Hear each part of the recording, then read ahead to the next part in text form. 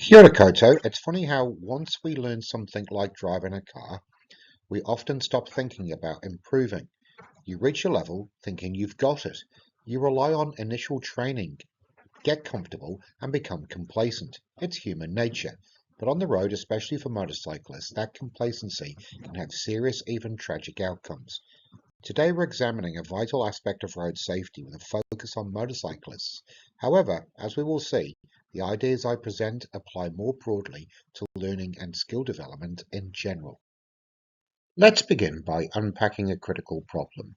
In New Zealand, motorcyclists are only about 4% of road users, a tiny fraction, but they account for a staggering 18% of all annual road fatalities. It's a huge disparity, and here's the kicker. According to NZ Police, 70% of rider deaths are caused by a rider error. And that's a challenge because that crucial statistic often gets missed. A related factor is the licensing system itself, because although a license gets you on the road, it doesn't guarantee you'll keep developing your skills throughout your riding life. Furthermore, many riders get their learner license and then don't participate in further formal training. They stop that structured learning process right when it matters most, which eventually leads to rider skill stagnation and greater crash risk. So we have a small, high-risk group prone to rider errors and a system that doesn't encourage ongoing learning. The Rider Awareness and Skill Progression RASP system is designed to address this problematic situation. The RASP system is an evidence-based self-assessment tool designed to tap into a rider's motivation and encourage them to continue learning, making ongoing skill development feel like an intrinsic part of being a good rider. Fundamentally, it pivots on the idea of empowering riders to understand their own riding rather than just receiving top-down instruction. This shift also involves moving riders from what psychologists call System 1 thinking. That's the automatic pilot mode, like tying your shoes, visual, quick, not much conscious thought. The RASP system encourages riders to adopt a more intentional approach, akin to System 2 thinking, like solving a puzzle. You must think it through. So the RASP system encourages riders to think about their riding rather than react, especially when it matters out there, to apply System 2 thinking. The RASP system also shifts learning from structuring tasks to scaffolding. In other words, structuring is like giving someone a detailed instruction manual with steps A, B, and C. At the same time, scaffolding is more like giving them the tools and support to figure out the next steps themselves. It encourages ownership by building on what they know and helps riders identify their own learning path, empowering the rider to be their own guide, but guided by the system.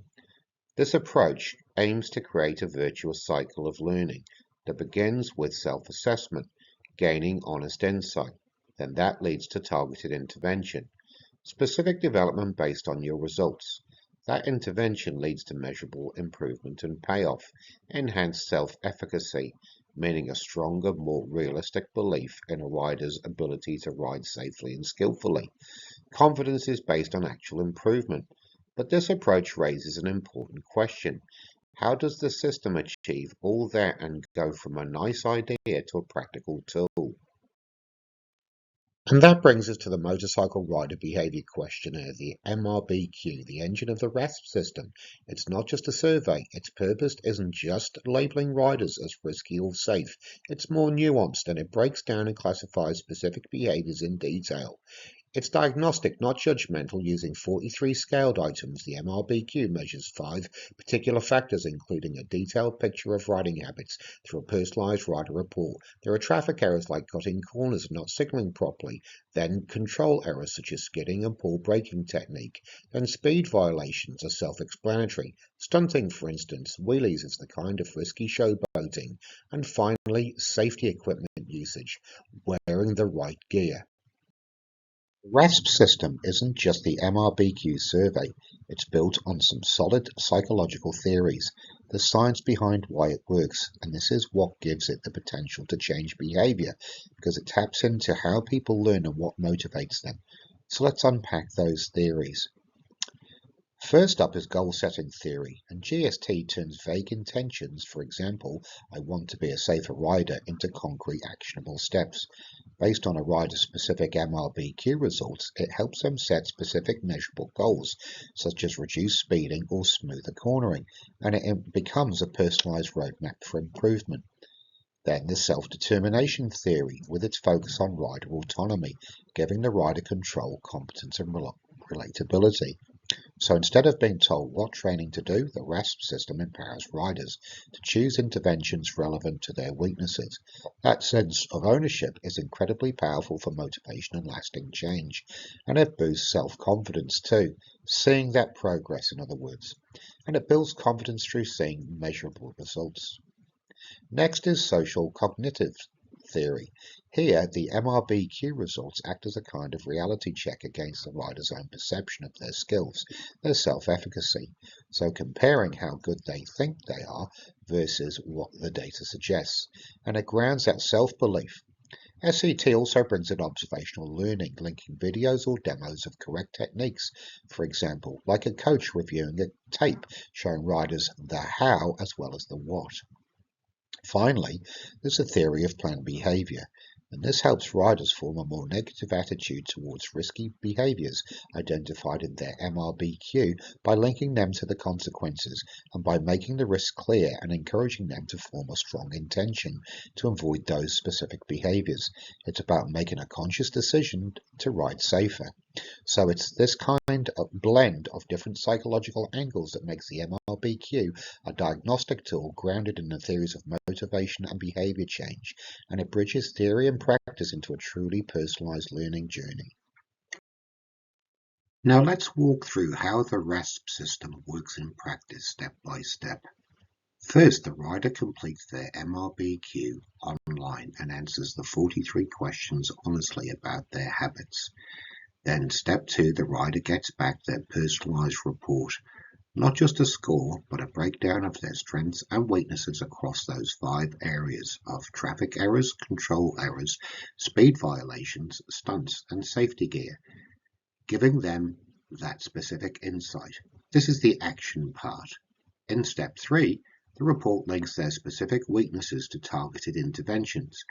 So, the example given is that if a rider scores poorly on speed violations, the report might recommend that they take an attitude and roadcraft development course, so providing direct, actionable feedback tailored to the rider.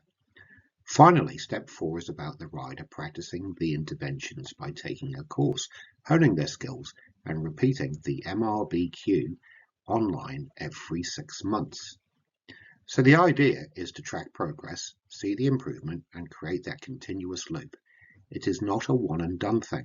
It's designed to be a sustained cycle of assess, intervene, improve, reassess, providing tangible proof of which is hugely motivating.